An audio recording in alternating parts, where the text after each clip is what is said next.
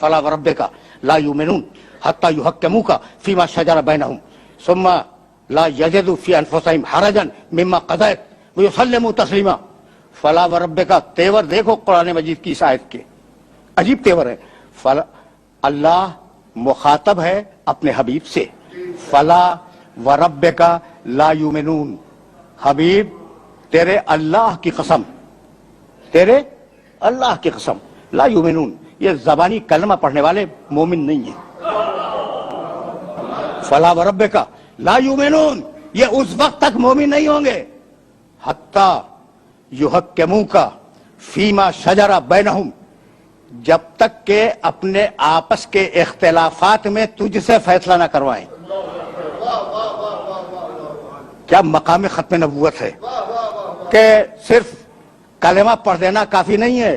मुसलमान उस वक्त बनोगे, मोमिन उस वक्त कहलाओगे जब अपने आपस के झगड़ों में रसूल से फैसला करवाओ। अच्छा भाई, तुमने फैसला करवा लिया, फैसला करवा लेना काफी नहीं है। सुम्मा ला यजिदू फी अनफुसिहिम हरजन मिम्मा क़ज़ैत, खबरदार फैसला करवाने के बाद रसूल के हुक्म पर किसी किस्म का शुबा तारी ना करना, किसी किस्म का शुबा तुम्हारे दिल में ना आने पाए कि ये रसूल ने क्या कह दिया। व युसल्लिमू तस्लीमा, और मेरे मोहम्मद के सामने अपने सर तस्लीम को खम कर दो। समझ में आया? अल्लाह के आगे झुकने का नाम है इस्लाम, मोहम्मद के आगे झुकने का नाम है तस्लीम।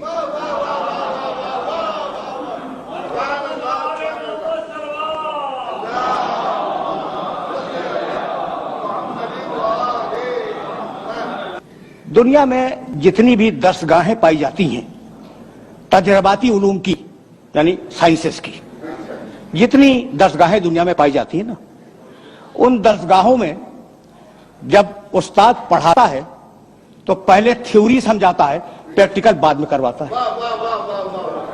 ऐसा है या नहीं? मैं थ्योरी दी, मिसालें दे सकता हूं, लेकिन बस इस इशारे पे इक्तिफा करो। थ्योरी दी, उसे नजरिया समझाया और नजरिया समझाकर डिमोन्स्ट्रेट किया अपनी लैब में ले जाके। तो दुनिया का तरीका क्या है कि पहले नजरिया बतलाए फिर अमल करवाए। कुदरत के काम उसकी शान निराली है, उसके काम अलग हैं।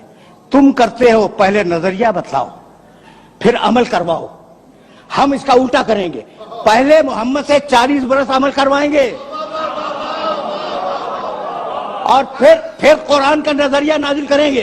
अब दोनों को मिला के देख लो, जैसा मेरा मोहम्मद वैसा कुरान, जैसा कुरान वैसा मोहम्मद।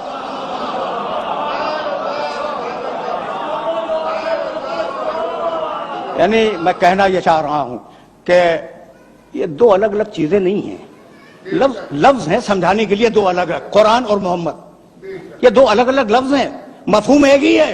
भाई पहले मैंने इस शख्स को भेजा और 40 बरस इसका किरदार देखो, और फिर अब कुरान भेजूंगा और दोनों को मिला के देख लेना। तो मतलब तो यही हुआ कि ये दोनों इल्म इलाही का परतव हैं। जब इल्म इलाही लफ्जों में ढला कुरान कहलाया, और जब नूर के पैकर में ढला मोहम्मद कहलाया। तो अगर कुरान बेऐब है तो मेरा नबी बेऐब है। देखो भाई, मैंने तो कह दिया मेरा नबी है तो मैं दावा करूंगा कि बेऐब है, ठीक है ना? कोई सबूत है?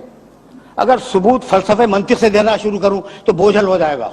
बस एक जुमला सुनो, ये जो अरब थे ना, इन अरबों के सामने कुरान ने बुतों की बुराइयां और उनके नकायस बयान किए। भाई क्या है ये तुम्हारे बुत?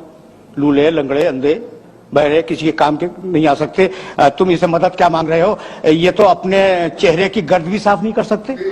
अच्छा, इसी की तशरीह मेरे नबी ने की, बहुत तवज्जो रहे, और कहने लगे मेरा खुदा बेऐब, मेरा नबी मेरा खुदा बेऐब। तुम्हारे बुत क्या है उनके पास? यहां से उठाओ वहां रख दो, वहां से उठाओ वहां रख दो। मेरा खुदा इन्नल्लाह अला कुल्लि शैइन कदीर, हर शय पे कादिर है। ये जाहिल भाई तो न देख सके, न सुन सके, न बोल सके, तुम्हारे बुत। मेरा खुदा आलिम भी है, कलाम भी पैदा करता है, कादिर भी है, हर शय, जिस शय में चाहे कलाम पैदा कर दे। तो बुतों की बुराइयां की कुरान ने, बुराइयों से मुराद उनमें जो नकायस थे वो बयान किए, ठीक, और खुदा की तारीफ की। وہ عرب جو اس زمانے کا تھا وہ اپنی آن پہ مر جانے والا عرب تھا. ایک اونٹنی کا تھن کسی کے تیر نے چھید دیا, 40 برس لڑائی ہوتی رہی آن کے اوپر.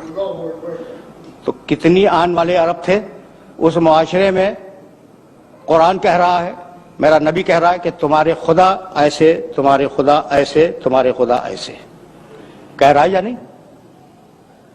قرآن اٹھا کے دیکھنا, میرے نبی کے بیانات جو بتوں کے سلسلے میں وہ اٹھا کے دیکھ لینا. اور میرا خدا بے عیب.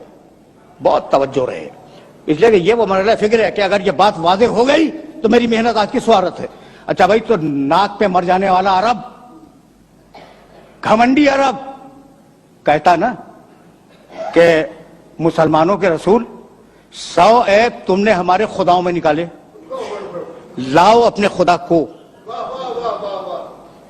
یہ میسج پہنچا؟ نہیں بھائی نہیں, بس یہی تو روکنا چاہ رہا ہوں میں, اور یہی یہ گفتگو اپنے آخری مرحلوں سے ہمکنار ہو جائے گی. بھائی وہ عرب کہتے تو کہ تم نے ہمارے بتوں میں 100 عیب نکال دیے, لاؤ کم سے کم 10 تو ہم بھی نکال دیں گے, ورنہ ہمارا ارادہ تو یہ ہے کہ تم نے 100 عیب ہمارے بتوں میں نکالے ہیں, 400 عیب تمہارے خدا میں نکالیں گے. کسی نے چیلنج کیا؟ پڑھ کے بولتا ہوں خدا کی قسم کسی عرب کا چیلنج موجود نہیں ہے کہ اپنے خدا کو لاؤ تو ہم اس میں عیب نکالیں گے. بھائی بتلانا یہ تھا کہ اتنا بے عیب رسول بھیجا ہے کہ پہلے اس میں عیب تلاش کرو, مجھ تک بعد میں آؤ گے.